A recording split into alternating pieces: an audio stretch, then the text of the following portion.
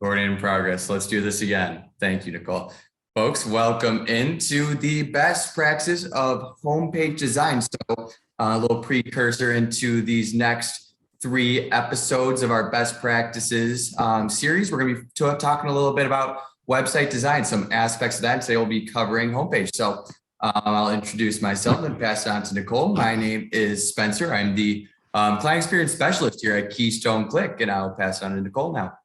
Hi, I'm Nicole Morton. I am the marketing account manager at Keystone Click. I'm coming to you from remote HQ in suburban Chicago. Of course. Well, a little bit about Keystone Click before we jump into this presentation. We are a strategic digital marketing firm located in the 3rd Ward of Milwaukee. We specialize in everything digital marketing related, website design, development, anything you need. But we really, before we do anything, we've spent a lot of time focusing on doing the research about you, your company, your brand, your audience, knowing what's going to connect with them, as well as your competition to see what we might be able to take advantage of. And then we use that to build a strategy in everything we do. So that's a bit about us. Without further ado, I'm going to let Nicole give the rundown of what we're going to cover today. Thanks, Spencer. So today we're going to talk about the importance of home pages and what purpose your homepage serves. And we're going to walk through a 3-step homepage effectiveness test, which I think is very popular. We're going to talk about what content to put on your homepage and how to structure it, how to utilize calls to action strategically, and then we'll kind of give you an idea of what's coming up next for the rest of the quarter. All right, moving on. So yeah, let's dive right into it. So before we kind of dive into homepage design, I want to talk a bit about your website and the role it plays in that overall online customer journey. So by definition, the online customer journey describes a consumer's path throughout all product brand touch points, and it helps them enable decision making. So it's really described as this journey because oftentimes people or prospects are going to flow in between different stages in response to what they're seeing if they're going on your website, so on and so forth. And today, when it comes to your homepage, we're going to get into this in a few seconds, but it's going to be one of those first 2 stages when that makes the biggest impact on your target or your customer visitor. So without further ado, let's talk a bit about each stage. Sorry, I got ahead of myself. So awareness is crucial when it comes to the online customer journey because that's when they're first aware of you. So 77 or 74% of B2B buying folks, they do research online before deciding on a supplier. So really making that first impression during the awareness stage is crucial, and then helping them move on to the consideration where maybe they're aware that you might offer a service or a product that helps supply a need that they might have, and they're considering you. So really from there, it's about bringing them to that next stage of purchase, which is them going to be actually taking action and engaging you, whether it be buying a product or engaging you for a service. And then after that, those next 2 really come down to the experience you provide, which is really what you specialize in. So that experience of the product or service, and then your work after to provide that loyalty, whether it be through reviews, advocacy, referrals, so on and so forth. So let's talk a bit about the purpose of your website when it comes to that journey. So first purpose of a website helps you get found. You know, we just had a massive series all on SEO that was tailored to how you can get found online. So really crucial that your website is optimized from that aspect. Builds trust. So your website showcases what you do, your authority, validates that you're there then and are a solution for their issues. And it really needs to function in a way they expect to. If your website's not functioning properly, you're going to lose trust. That's a big part of the homepage as well. Educating. Your website needs to teach people to recognize what the problems they're facing are and how your solutions will help address and solve their problems. And then looking at inform. So really focused on informing them about how your service, your product can solve their problems now that you've built up that trust with them. It's about showing them how that your product service helps solve that problem. Then nurturing. So more times than not, someone's not going to make a purchase on that first time visiting your website. It's going to be multiple different steps that they take. It could be they go to your website and then maybe they follow you on social media and come back to your website through that. But just really just being there for them so they can come back and check whenever they want. And last but not least, convert. And a conversion could be anything from maybe they purchase, maybe they don't. Maybe they just fill out a contact form submission.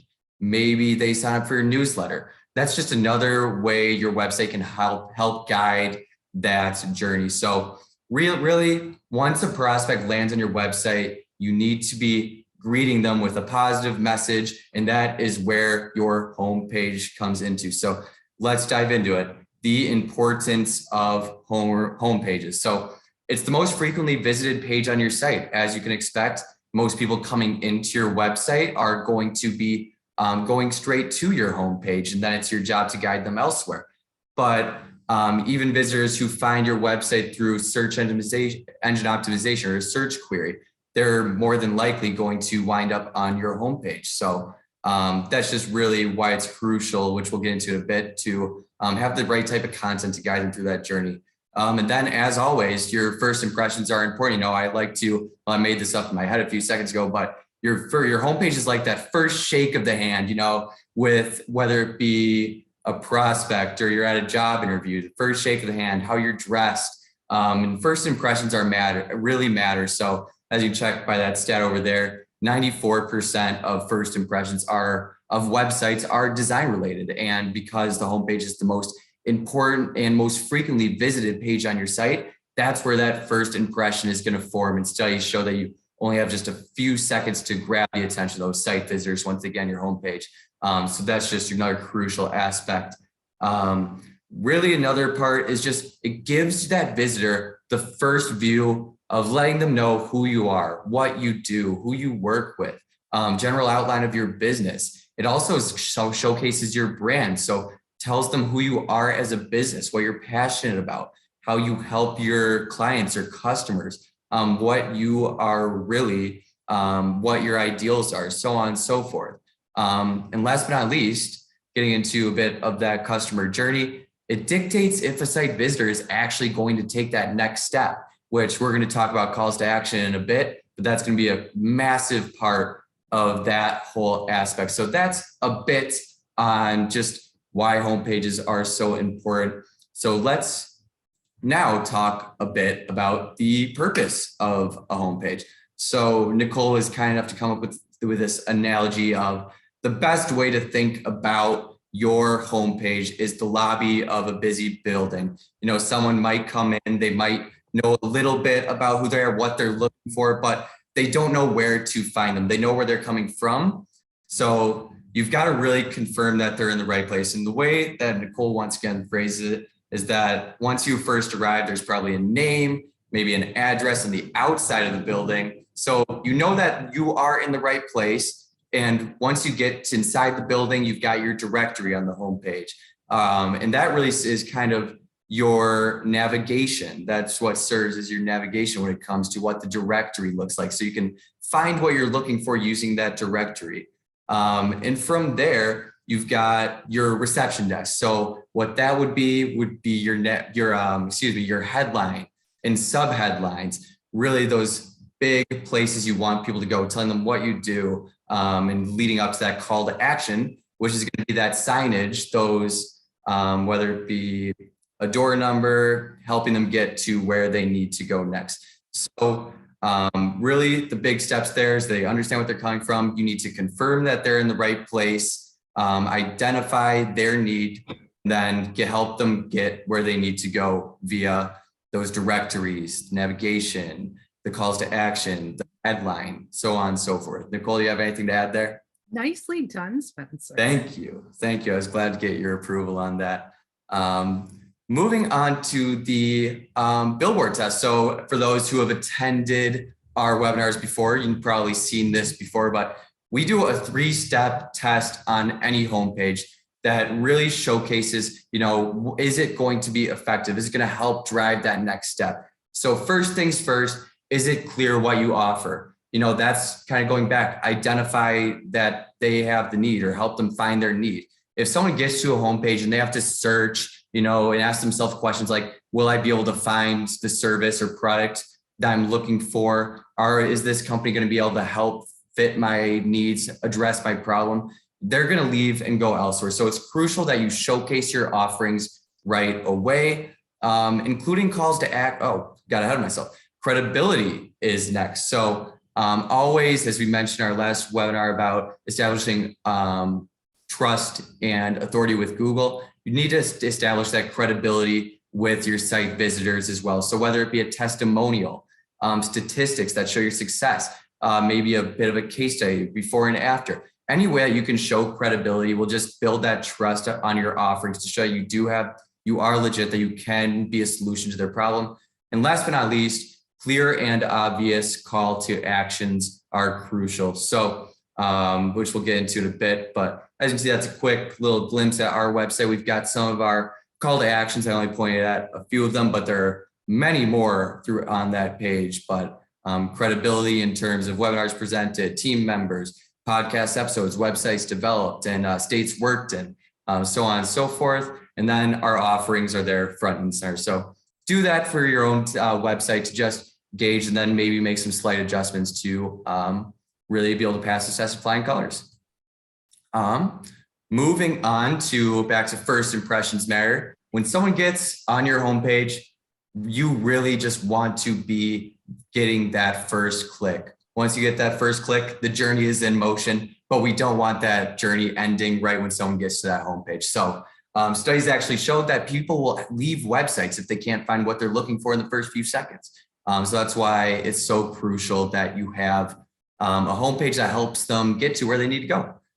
So what users see above the fold is everything. What this means is, which we'll get into a bit more later, but once you click onto a homepage, it's that first screen you're looking at. You don't have to scroll at all. So that's really everything when it comes to grabbing the attention. So you really want to ensure that you're catering to the ideal customer. You're showcasing what they will want to find, which means that your navigation should be intuitive and easy to use, keeping it basic, helping them find in just layman's terms, services, about us, resources, keeping it simple so they can find what they're looking for simply and easy as possible. And then when it comes to getting that first click, there are a lot of things that go into that. Many times it's the call to actions, which in that case, we'll be looking at the colors of the call to action, what words you're using to incent that action, any images that could be clicked on. Really, what we'll be talking about here is the content on the homepage that will lead you to getting that first click. So without further ado, I'll pass it on to Nicole with homepage content. Thanks, Spencer. So what content should I have? So it's tempting to put all the things on your homepage to be safe, but a really effective homepage doesn't encourage the user to linger. Your homepage's job is to get the user where they need to go to fulfill the need that they have to fix their problem as quickly as possible with as little friction as possible. So that being said, here are a few essential must-haves for your homepage.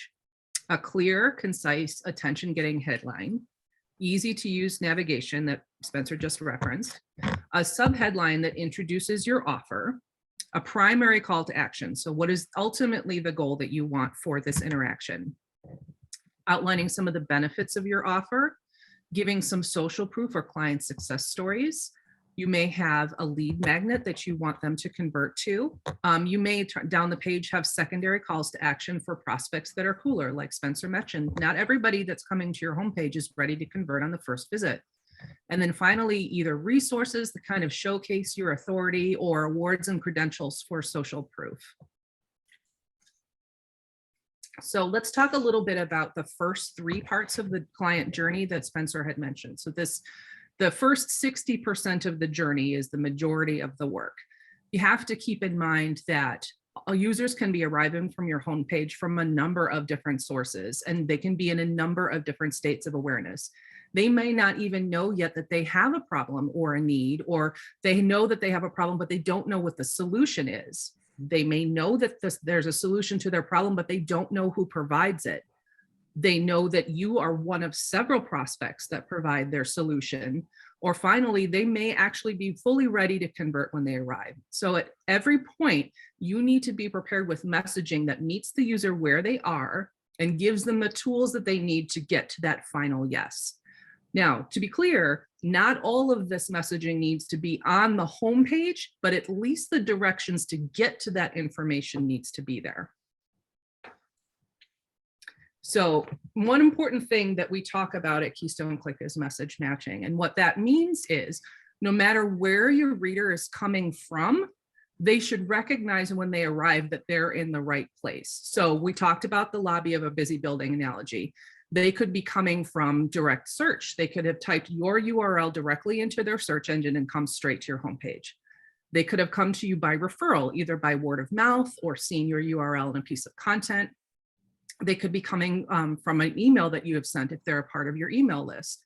They could be coming from organic search. You may have shown up as because your keywords are working for that particular search query, or from social media, or even from paid advertising. So it's critical to keep in mind that when the user arrives at your homepage, they have expectations from where they're coming from, what they're going to see, read, and be able to find when they get to your homepage. So regardless of where they're coming from, you need to be prepared with messaging that is the same across all of your online presence. You're using consistent brand identity. If you're buttoned up on LinkedIn, but you have a homepage with a super casual vibe, your user might think they're in the wrong place. Consistent brand visuals make the transition seamless by showing up the same way wherever you are. Consistent logo, colors, and branding everywhere you show up online. Consistent brand messaging means that your core messaging is your core messaging everywhere. The language that you're using around your brand values, your products and services should be the same no matter where you appear online. And then finally, consistent calls to action. If the user is following directions to visit our website to learn about X, or that offer X, you learn more about it, or try a demo, when they arrive, they are expecting to be able to execute on those directions. So make sure that those are readily available when they arrive. Yep, and this is a bit of a tangent, but this is why Keystone Click, we stress so much when it comes to messaging. Do your research beforehand. Get to know what is going to resonate with your audience, because if you've got messaging that's consistent across all platforms, but it doesn't connect with your audience, it's not effective. So that's why we say do your due diligence, do your research, know what's going to connect, and build that strategy around so you can have those consistent, all that consistency, message matching be as effective as possible. Absolutely. So the whole point of your homepage is to get the user oriented and give them the information that they need to get to the next step in their journey of awareness. So is it too early right up front to introduce your offer? No, because a portion of your users are ready to convert right away. So this is a good place to introduce your offer. For instance, defining it in your subheading. If your headline tells who you are, your subline tells what you do. You're going to tell your reader to take action in your primary call to action, and we're going to discuss those in just a little bit. If your user is not ready to convert right at the top of the fold, describe it in a content block further down on the homepage and give them a little more information, get them oriented, get them warmed up. And then direct your reader to an offer page or more information page further down with a secondary CTA. So let's take a look at what this looks like in the wild. I grabbed the homepage for lead pages. So they're a popular landing page builder. And you can see that they lead with their primary offer of a free trial of their product. But if the user is not yet ready to convert, a little further down the page, they ask the user to either read a client story, offering social proof, or take a product tour. So that will help to kind of shoot down any objections that they may have about converting about the offer. You get them more comfortable with the idea of the product. So now you know what you need to write, and now you have to write it. But do you know how to write it? If not, that's okay. There are a lot of frameworks that will help you organize your ideas and organize your contents. And we're going to take a brief look at two of the most often used messaging frameworks, PAS and AIDA. So PAS stands for problem, agitation, solution.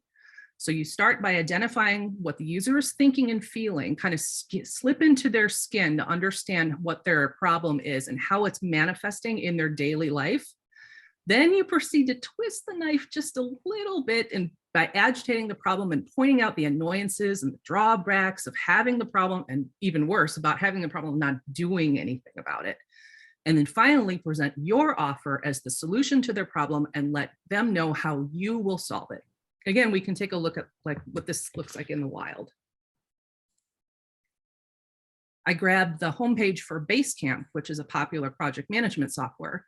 And you can see that Basecamp states their positioning in their headline, but the subhead is a tiny conversation about what happens before and after using Basecamp. So when it starts out, projects feel scattered, things slip, it's tough to see where things stand, and people are stressed.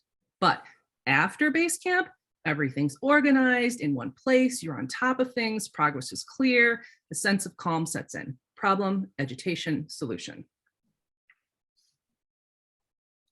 Let's take a look at AIDA. It stands for attention, interest, desire, action. So this model, you start by grabbing their attention and getting them engaged with your messaging. Make it attractive enough that the user will stop short and say, what is that? You've piqued their curiosity. Next, you give them persuasive messaging that presents the benefits of your solution, preferably with a killer hook.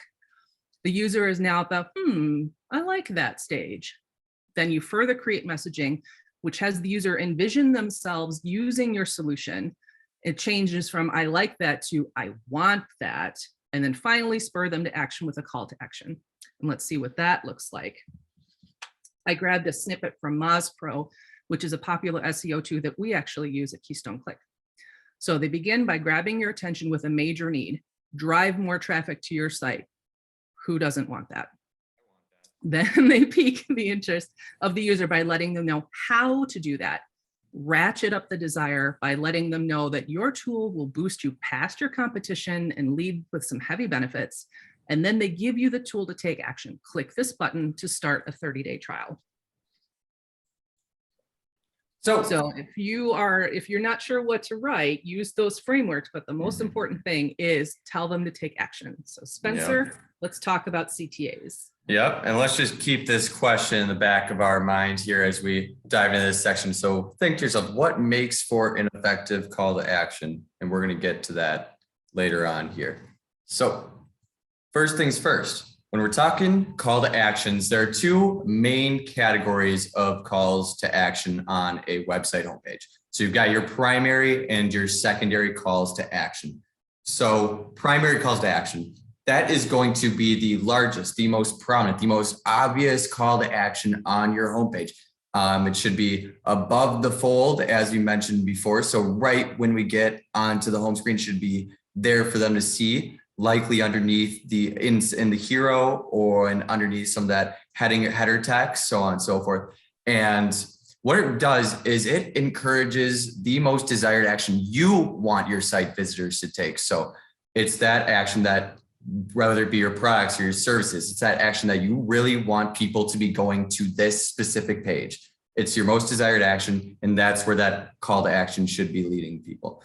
And more times than not, it's going to be leading your prospect towards that conversion. Whereas for those secondary calls to action, it's less visible and prominent than the primary call to action. Typically, these are below the fold. So once folks start scrolling down, some examples from the what I showed on our site would be the resource center, our work section, so on and so forth. And really all that is, it's to provide an alternate path or an alternate action for those visitors to take, so that if they don't initially click on the primary call to action, they'll always be able to find their way back to that spot on your site because it's the most important page. So throughout, you're probably going to be encouraging them to go to those most important pages. But by taking them to, say, a resource center, it's just an alternative way for that journey to continue so that they stay on your site. And like I said, it helps engage those visitors who initially aren't interested in that primary offering. As Nicole and I have mentioned, that not everyone converts right when they get to your site. Sometimes they need to do a little bit of investigation. So it helps engage those folks who aren't quite ready to take that primary call to action. Click. So some best practices, as I mentioned before, primary calls to action must always be above the fold. So once you get to the Admiral's website, typically what you'll see, I've kind of pieced together a larger image, but you'll see everything from the top to the bottom of the ticket. So tickets in Admiral's gear are kind of the most important calls to action throughout the site, as those are where they make those profits. And when people buy merch or they buy tickets. So those are pretty massive. And it really directs people towards directly towards the different stages in the buying cycle. But someone who just gets to your website, if they click on, let's say for us, if they click on digital marketing, that would initially put them right away into the consideration phase. Really keep the call to action in terms of color. Make sure it contrasts with the color palette of the homepage. So that goes back to that clear and obvious. If it's the same color, it won't be obvious. People won't be able to see that. Keep copy under 3 words or under 5 words, excuse me. So brief copy where it's not confusing. But really what you want to do is that when someone clicks or sees a call to action, they want to understand what the page they will be going to is related to, or what action they are supposed to take once they get to that page, and have an idea of what that page is saying even before. So instead of saying, click here, so what? What's going to happen if I click here?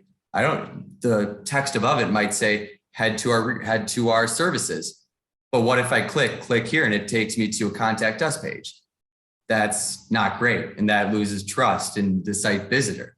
So really make sure that you're adding a little bit of specificity, that you're telling people exactly where they're going to go once they do click that call to action. That's just going to be a call to action best practice that's even great for both primary and secondary.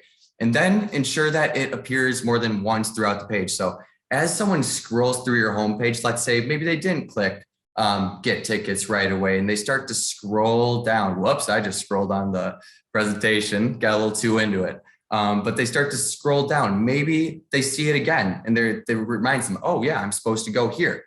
And then they click it. That's why we always suggest having that primary call to action appear more than once as someone scrolls throughout a page. So I'm going to pass it back over to Nicole for secondary calls to action. Yeah, so what's the next best thing to conversion? Offering another path for visitors to build a relationship with you. So like Spencer and I have reiterated, not all your prospects are going to be willing to make the leap to a primary conversion. So let's give them an opportunity to build a better relationship with us while we're waiting for them to warm up. So you can either have secondary CTAs that show demos or case studies or success stories to build trust. You may offer a trial version of your offer, a sample size, a freemium, and they can click through and learn more about your product or service. You may have a resource portal that kind of demonstrates your authority. So we have, for instance, on Keystone Click, we have blogs, we have links to our webinars, so all kinds of educational content. You can have samples of your product, either physical or digital products, that'll add value while you're waiting for that prospect to warm up. Or you can offer a free consultation to kind of get rid of some of that friction between the decision and the action. So either way, use your secondary calls to action as a way to continue the engagement until that prospect is ready to convert. So tips for effective call to action. We're just going to summarize a lot of what Spencer and I had mentioned. Make sure that you're asking yourself, does your CTA serve a very specific purpose? Does it define that purpose for the target audience? Is it interesting or interactive? Does it invite the user to click through with specific language so they know what they're supposed to be doing? Create a sense of urgency. Maybe they need to download a trial in the next 30 days, or you've got an event that's upcoming that they need to register for, and there is an early bird registration. Make sure that your CTA appears more than once. It's your customers' buy-in, so you need to make sure that there's an opportunity for them all along the user journey to convert either into your primary or your secondary need. Sure.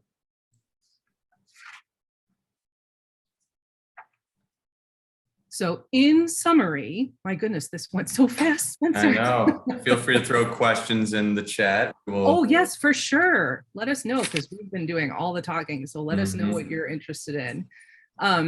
So website visitors form opinions of your entire site and your brand based on their very first image. So first impressions are absolutely crucial. Make sure your homepage showcases your offerings, demonstrates credibility, and has clear, concise, and obvious calls to action. We need to create messaging that's persuasive while still meeting the user where they're at. If you're not sure how to structure your messaging, use frameworks like PAS and AIDA to structure your homepage content more effectively. And make sure that your primary CTA is the most direct and most valuable route to conversion that your users have, but then also offer them other opportunities for relationship building. Definitely. And before we get into what we've got going on further on this series, I do see that we got a few questions. So let's questions early. Let's do it. So one is, let's say that someone's got a brochure site or one-page site. Do the same best practices apply when it comes to structuring content, or do you do anything differently? Best practices absolutely apply to a one page. You may have a longer journey down the page where you'll start to incorporate some of the functions of an about or services page. But by all means, all of these practices, these best practices still apply whether or not you use a multi-page site or a single page site. Very good. And the one other we've got are there any red flags, not to do's when it comes to your homepage design? I've got one or two, and I'm sure you'll have plenty more to add. I do. All right. First things first, I've got two that come to mind right at the top. It's those carousels, you've got your sliders, things like that. So when someone gets to your homepage, that can make you doing calls to action, things like that, a bit more tricky, because then if it slides once, is that now where you want them to go? Do you have pages of the same importance? We think that it's just best practice to keep it to one, and then you can use the slider maybe below the fold with some of those other secondary calls to action, because I see a site with five slides. I don't know where to go. It's confusing. And I'm like, am I supposed to go to all of these? It's just something that I personally am not a fan of. And I don't think that anyone at Keystone Click particularly enjoys, but this Agreed. one that I don't like is using those cute words or trying to be edgy when it comes to your navigation. So instead of saying about us, saying things like my awesomeness, our sweetness, so try to be straightforward, black and white when it comes to your navigation. That just adds confusion for the site visitor. So just make sure to do that. Nicole, any not to-dos? Yeah, anything that adds friction. So we're not saying that you can't be interesting. We're not saying that you can't have great design. Sure, put a video in your homepage. Video gives great engagement, but a video and a slider and a parallax view and emojis and reduce the amount of friction, visual friction, messaging friction, make it easy for them to get where they need to go. You can still be interesting and really, really cool, but still be effective. For sure. So let's get into a bit about what we have to do, and we'll take some more questions at the end. So feel free to pop some in if you have any more. But we're offering a free website audit. If you stuck with us during our SEO, this is similar, but it's got some different aspects. So in this audit, we're going to look at the keyword report, some technical SEO aspects, site speed, offsite SEO, backlinks, things like that. A homepage audit where we will always do the 3-step billboard test, but then we'll look at the way the content is structured, how you're doing in terms of call to actions, if we can identify your primary, secondary, so on and so forth, website content and social media content. So we'll do a little content analysis on both website, social media, and then provide some content ideas. So if you'd like to sign up, schedule a meeting with me. Of course, quick shout out to Linnell Clark and Sharon Hensley for joining today. Moving on, so I threw that link in the chat. And then coming up next, we have our upcoming webinars. So best practice of website user flow is one that's going to get into more after you've gotten the first click, or once you've got the first click, then what? Talk about how you can flow users to those most important pages, so on and so forth. And then last, we will have best practices of website design from that user experience perspective. So really ensuring that your design is giving off a great user experience, and that will be on September 22nd. And then we will finish off this 2022 best practice series with 3 email marketing focused episodes. So email marketing, no ROI, risk of investment. It's a great way to market. We're going to be focusing on how you can maximize those outlets. So I'll throw the webinars linked in the chat if you're not already signed up. It looks like we've got another question popped up from Holly. Thank you. Should your mission, vision, and values be on a separate page from the homepage? Ooh, that's a really great one. There's a number of ways that you can tackle this. Your brand values can be part of your headline, can be part of your offer. About pages are great places to showcase that, because you can really dig in and give your whole experience, the entire ethos of your brand. So yes, sprinkle that messaging in on your homepage, but really dig in on your about page. All right. If you have any other questions, feel free to throw them in. Nicole and I will be hanging out here for a couple more minutes, but thank you everyone for joining today. Thank you guys, appreciate it. But thanks everyone for joining. Feel free to reach out if you have any questions. My email is right there, spencer.bard@keystoneclick.net, as is Nicole's, nicole.morton@keystoneclick.com. Feel free to reach out to either one of us, any marketing, website, digital questions you have. We do not bite, we are friendly. And feel free to follow us on our socials as well. Thank you everyone for joining, and we'll stick around for a few more in case there are any questions.